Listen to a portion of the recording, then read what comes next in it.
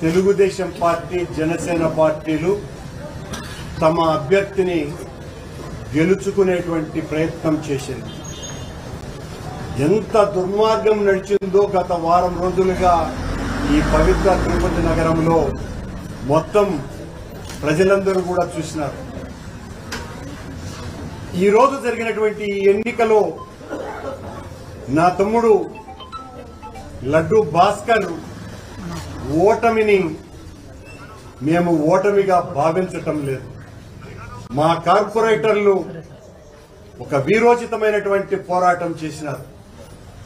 మాకు క్యాడర్ కి అందరికీ కూడా ఒక స్ఫూర్తిదాయకంగా నిలిచినారు. తిరుపతిలో వైఎస్ఆర్ కాంగ్రెస్ పార్టీ ఇన్ని దుర్మార్గాలు దౌర్జన్యాలు చేసినా ఇంత గొప్పగా ప్రతిఘటిస్తుంది అనేటువంటి ఒక సందేశాన్ని ఇచ్చింది. తెలుగుదేశం పార్టీ ఈరోజు గెలిచింది, కానీ గెలిచిన సంతోషం వాళ్లకు లేదు. ఓటమి మాలో స్ఫూర్తిని నింపింది. పోరాటానికి మరింత ఉద్యుక్తులు కండి అనేటువంటి ఒక గొప్ప ఆశయ సాధనకు ఒక జెండాను అందించింది. ఈరోజు వరల్డ్ క్యాన్సర్ డే.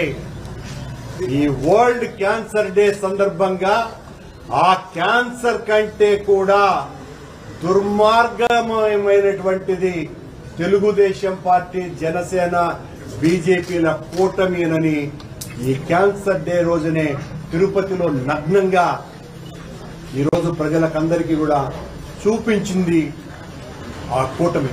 క్యాన్సర్ కంటే చాలా ప్రమాదం. మేము ఈ ప్రమాదకరమైనటువంటి జబ్బు నుంచి పరిరక్షించుకోండి అన్నట్టుగా వాళ్ళు చేసినటువంటి దుర్మార్గాలు అన్నీ ఇన్ని కావు. మేము స్పష్టంగా చెప్తూనే ఉన్నాం, మా కార్పొరేటర్ల మీద దాడి, మా కార్పొరేటర్లను కొడుతున్నారు, మా కార్పొరేటర్లను చంపుతామని బెదిరించారు, మా కార్పొరేటర్లను అనరానటువంటి మాటలు అన్నారు, మా కార్పొరేటర్లు నా సోదరిమణులైనటువంటి వాళ్ళందరి మీద అసభ్యకరమైనటువంటి పదజాలంతో దూషించినారు. అయినా కూడా అందరూ కూడా చాలా మెజారిటీ గట్టిగా నిలబడ్డారు. నిన్న నా ఇంటి నుంచి ఓటుకు వెళ్లడానికి పోతున్నటువంటి పోలింగ్ బూత్కు పోతున్నటువంటి మా కార్పొరేటర్లని కొడుతూ అసభ్య పదజాలంతో దూషిస్తూ వాళ్ల జీవితాలనే సర్వనాశనం చేసేస్తాము అని మేమందరికీ కూడా ఈ రకంగా మా కార్పొరేటర్లను తీసుకుపోయినామంటే తెలుగుదేశం పార్టీకి సంబంధించినటువంటి నాయకులు పచ్చ మీడియా వాళ్ళ ఇష్టం వచ్చినట్టుగా మాట్లాడారు. వాళ్లే మేమే వెళ్లాము, మమ్మల్ని ఎవరిని కిడ్నాప్ చేయలేదు అని వాళ్లను బెదిరించి వాళ్ల చేత సెల్ఫీ వీడియోలు కూడా తీయించి రిలీజ్ చేశారు. వాళ్ల బెదిరింపులకు, వాళ్ల ఒత్తిళ్లకు చంపుతాము, మీ ఆస్తులు నాశనం చేస్తాము అని వాళ్ల జీవితాలనే ఇక లేవు అన్నంతగా భయపెట్టి వాళ్ల చేత బలవంతంగా ఓట్లు వేయించుకుని గెలిచినటువంటి కూటమిలో 5 నిమిషాలు కూడా ఆ పారాయణ కూడా ఆగకముందే ఓటు నుంచి పరిగెత్తుకుంటా వచ్చి, అన్నా మేం తప్పు చేశాం, అన్నా మేం పాపం చేశాం, మమ్మల్ని ఈ రకంగా చంపేస్తామని బెదిరించినారు, మేము పడ్డటువంటి కష్టాలు అన్నీ ఇన్ని కావు, మమ్మల్ని విపరీతంగా కొట్టారు, మిమ్మల్ని మేము విడిపోం, జగన్మోహన్ రెడ్డి గారి నాయకత్వంలో పనిచేయాలన్నదే మా తపన అని బాధపడుతూ 4 కార్పొరేటర్లు వెంటనే 10 నిమిషాల వ్యవధి కూడా లేకుండానే 4 కార్పొరేటర్లు వచ్చారు. ఇదే సాక్ష్యం. ఇంతకంటే ఉదాహరణ ఇదిగో Anish royal, doctor Anish royal, Mohan Yadav, Anil, Amarnath Reddy, ఈ 4గురినే కిడ్నాప్ చేసింది. ఈ 4గురినే వాళ్ళు నిన్న సెల్ఫీ వీడియోలు విడుదల చేయించింది ఆ శ్రీధర్ వర్మ అనేటువంటి వ్యక్తి ద్వారా. వీళ్లనే కొట్టింది, వీళ్ల చేతనే ఓట్లు అక్రమంగా వేయించుకున్నది, వీళ్ల చేతనే కాదు సుమా, కూర్చోండి, వీళ్ల చేతనే కాదు సుమా, ఇంకా మా శేఖర్ రెడ్డి దగ్గర నుంచి చాలా మంది ఆస్తుల్ని ధ్వంసం చేసి ఓట్లు వేయించుకున్నారు చంపుతామని. వాళ్ళ దగ్గర నుంచి కూడా మాకు ఫోన్లు వస్తున్నాయి, మేము తప్పు చేశామన్నానని. ఇది పరిస్థితి. ఓ కూటమి నీచపు నికృష్టపు రాజకీయాలు చేసేటువంటి నేతలారా, మీ డొల్లతనం ఏంది అన్నది ఇంత స్పష్టంగా తెలిసిపోయింది. ఇంత నీచ రాజకీయాలు చేయటం కంటే అసలు రాజకీయాల నుంచి మీలాంటి వాళ్ళు విరమించుకోవటం మేలు. మా మీద రోజు మీ ఇష్టం వచ్చినట్టు విషయం కుమ్మటం, మీ నాయకులు ఒకవైపున, మిమ్మల్ని సమర్థించేటువంటి పత్రికలు ప్రసార మాధ్యమాలు మరొక వైపున, మేం దౌర్జన్యం చేశామనని, మేం కొట్టామనని ఎన్ని రకాలైనటువంటి మాటలు మాట్లాడారు.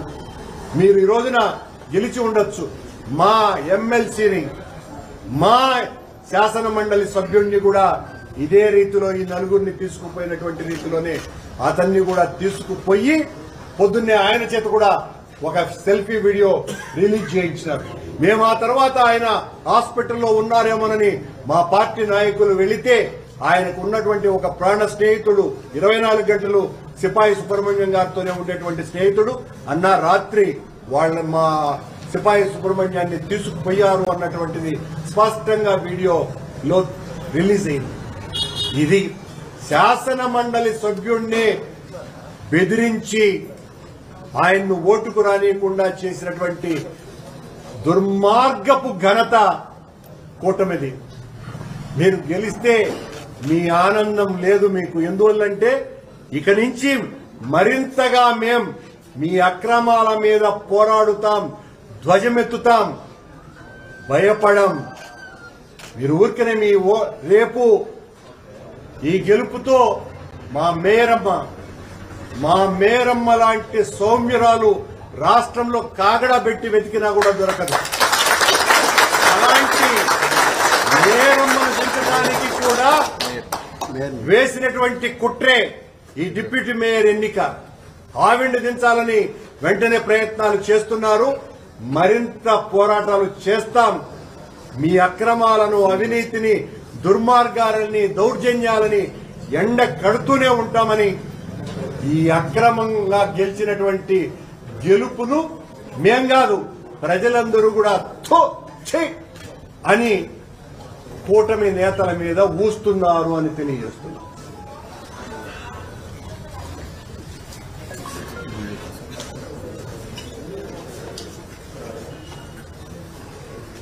మొత్తం ప్లాన్ వీడియో